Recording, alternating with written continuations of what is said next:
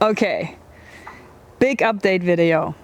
My wife and I bought a new house, and we've been looking for a house for probably about a year because we knew we were having a second child, and the house that we live in right now is simply too small. We're missing a room.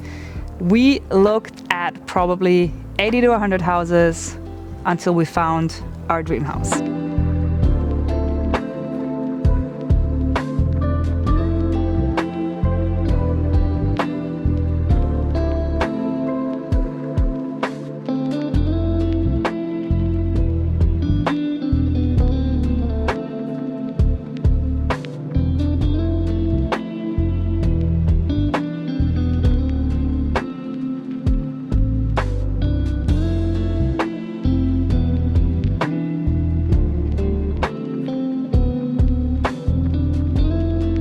Now, if you've been following me, you know that I actually already have a dream house, and that is Haus Lieselotte back in Germany. And I've been working so hard on that house, and we've been through hell because of this insect and infestation that we had to deal with, and essentially entirely rebuilt the whole house. Real talk, what do you think? I don't know if I'm brave or stupid, to be honest.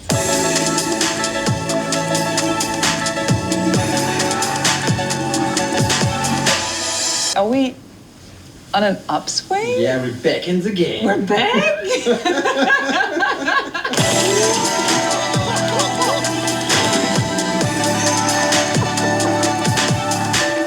I'm really having a hard time. This is bad. This is really, really, really, really bad.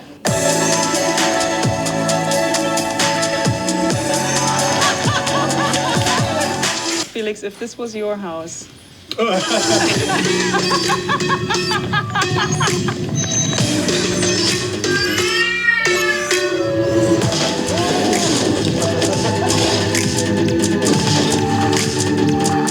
this is probably the worst outcome for anybody who bought a house and is trying to renovate it, because this is not renovation. This is a rescue mission. How would you Google this? To finally get to the goal to live in this house that I built, only to realize halfway, oh, life happened. I fell in love, I get married, I have kids now, I live in LA now, I will never live in that house. And what makes me so emotional about now having a house here is I finally get to live my dream of living in a house where I get to build all the furniture. And that is why I started the Haus Lieselotte thing in Germany. I never wanted to do this major rescue of a house. I am not into renovation at all. I just want to design stuff. And I never got to do it. And it became clearer and clearer that I will never build all these furniture. Not to that extent that I get to do it here now. So I am pumped. And the best part is, there's nothing wrong with this house. At least so we thought.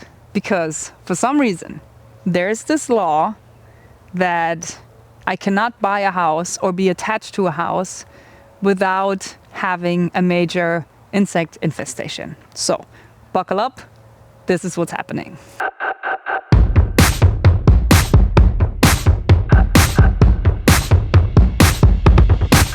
When we bought the house, we knew we had to redo the roof. It has this classic Spanish tile, it looks great, but the roof was in pretty rough shape.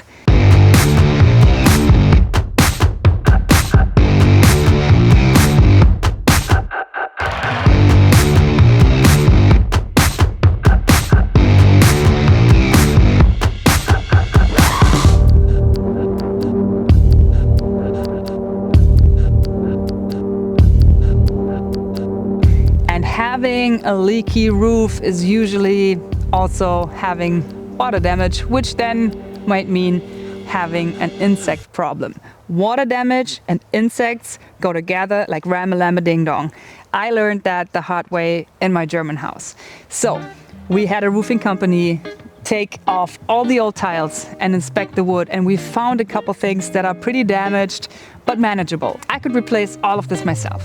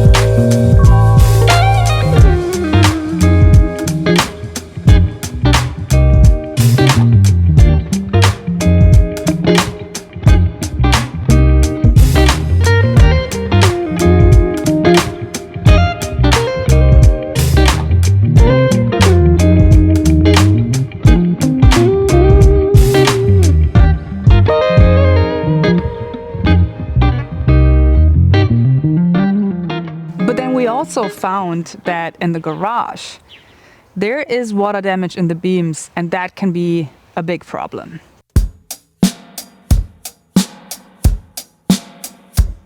So imagine it like this. This is the wall from the garage, and this is the roof, and all the weight is on the wall, and in the overhang there, this is where the water damage is. So that is the good news, because the overhang only holds the last row of tiles for the roof. It needs to be stable, of course, in case somebody walks on the roof, all that, but it's not like the load-bearing piece of that beam. People before me tried to fix it, or maybe hide it. I think they were just trying to hide it, to be honest, by putting some Bondo on it. And I thought, well, let's see how bad the damage is. I cut off all the overhang of the beam. It looked pretty bad, but essentially it turned out that the termites stopped with the water damage. So they didn't go to the rest of the beam, which made it very, very easy for me to fix it. I essentially just hammered in some angle irons and then screwed it all together, because again, this could hold my weight, but it's essentially just to hold the last row of tiles. And I also changed the angle of the beam so the drip water of the drip edge does not flow, like it cannot have contact. So it should be fine now. If it's painted, it should be fine. Okay, so I did my thing, the roofers did their thing, and now check out this glorious before and after.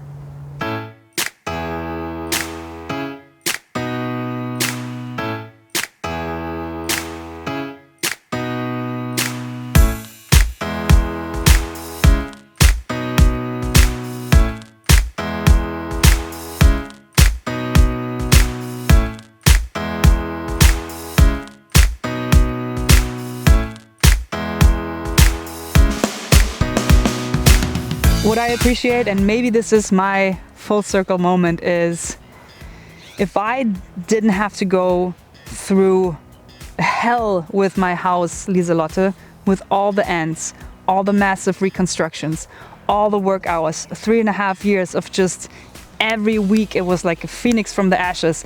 This is a problem, we overcame it. This is a problem, we overcame it. It was so hard to get through it, but it made me kind of bulletproof. And being able to fix this just makes me happy. And if you own a house, or if you're, working on a house, you'll know there are 1,000 little things that you have to replace. But now I feel like I have the tools to do that. There was another little spot that it was just about water management. There was a beam, an upright, and it was rotting. It was rotting away, but it was also holding this little overhang roof, so it can't be rotting. It has to be structural. Just replaced it. Just boop, take it out, boop, get a new one in. Boop. I need to paint it still, but it's good. It's fixed. Nothing shocks me anymore. I hope I'm not jinxing anybody or like, hey universe, send me something that shocks me. Please don't send me something that shocks me. I just want to enjoy this phase of being unfazed. Anyways, what you can expect in 2025 is furniture projects. I knew I said I would do more sculptural things, and I will, and I think it doesn't, it's not mutually exclusive. I can do sculptural furniture. I cannot wait. Next week, I'll either build a bed for Corinne and I with a headboard that I have a pretty cool idea for, or I'm gonna take this old, super cool mahogany bed frame that I found on the streets and turn it into something completely different for the girls. And this whole outlook of this is going to be my job for the next couple months or years is build furniture and work on this house without doing the hardcore renovation, without having the problems, just enjoying it, just designing, playing with materials, having fun.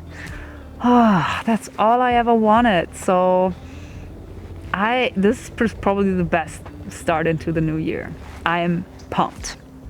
Now, before I go, there's one hard thing I need to tell you. I'm gonna make it short.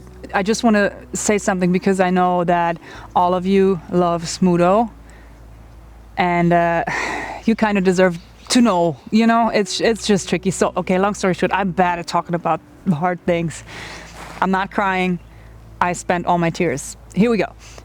Smudo has cancer. We found that out 3 weeks ago. He has one bump on each ear and one on the side. It's a skin cancer, a mast cell tumor. and he had to get surgery to cut it out fast. So on Wednesday, he got surgery. They successfully removed the 3 tumors, and now it's up for them to find out what kind of grade of cancer it was, or like what kind of grade of tumor, like how, I don't know, it's grade 1, 2, and 3. 1 is best news. If he has that, he's now cancer-free. 2, 3, you know, we might have to deal with some other stuff. We're not thinking about that. Anyways, this surgery was hardcore. I'm not going to show you pictures because it's very, very difficult to see him like that. It's very upsetting. I hope a lot of it will heal better than it looks now, but since it was on his ears, they kind of had to take the ears partially off and stitch them back on, and it's just very, very hard to see. He's fine. He's in very good spirits. I picked him up at the hospital. He saw me, was wagging his tail. He's sleeping a lot. I'm sleeping on the couch to be close to him. He has a lot of pain management medication, so he doesn't feel anything. He is eating, he's drinking, he's pooping, all the important stuff is working, so don't worry about him. I just wanted to let you know, because I think he will look different next time you see him in a video. You can 100% rely on me for not making him go through things that messes with his life quality. That has always been the most important thing to me, and just know that I only have the very best intentions and only his interests in mind. And even though he might look different and it looks hardcore right now, if this makes him cancer-free and he has no consequences, then this was absolutely worth it, and he's a happy boy. That being said, I just wanted to give you this update, and this is actually a good transition into the ad spot at the end, and I just want to express my absolute appreciation for you guys, of course, watching, but also for companies wanting to work with me, because buying a roof and paying for this freaking surgery is overwhelming, and I'm so thankful that I have these ad partners, and I know ads can be annoying, but this is what keeps all of this going, and especially in financially pressed times when these expenses that you did not see coming, like the surgery was so expensive. I'm happy that I have the support, your support and company support who value my work and who want to work with me. So I just wanted to express my appreciation, and I will see you next week with a new video. It's gonna be a furniture video. I cannot wait to get started. And now here we go. Please watch the ad. They essentially paid for a good portion of Smudo surgery. So thank you. Thank you. I'll see you next week. This week's video is brought to you by Saily, and if you have been watching my videos for a while, you know exactly what Saily is, and you can go to scanning this QR code right here if you are interested in their latest really good offer. If you don't know what Saily is, let me explain. Saily is a new eSIM service powered by NordVPN, which is good because that way you know it's safe. eSIM means it is a service that provides data for your phone when you're traveling, but it doesn't require one of those little SIM cards that always have a different size. Like I think when we started, they were like that big, and by now they're so small that you can't even touch them anymore. I mean, essentially they're so small that they are non-existent because they're now electronic, which means you can just download them to your phone. And this is all a little bit abstract, but let me explain why this is really, really useful. I travel a lot. I go back and forth between Germany and US all the time, but I also go on vacation sometimes, and then I land in a country where I don't have my regular data service, or it's very expensive with the plan that I am on in the States. So what I can do is I take my phone and then I just download the Saily app, and then I select the country that I'm in, and I think right now there are 180 countries to choose from, so a big part of the world is covered. And then I apply my coupon code for, right now it's 15% off, And then I can get an Uber without having a ridiculous data invoice from the American phone plan. So you know what I'm getting at? This is just, it makes your life when traveling for work or for pleasure a lot easier because you have access in 180 countries to really cheap and reliable data connection.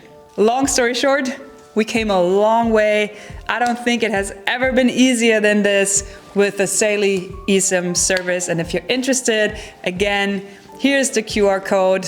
Give it a shot. Use their absolutely incredible offer of 15% off. All right, I hope this is interesting and as helpful to you as it is to me. I want to thank you for watching this video and also watching this ad. And I want to thank Saily for the ongoing support of my channel.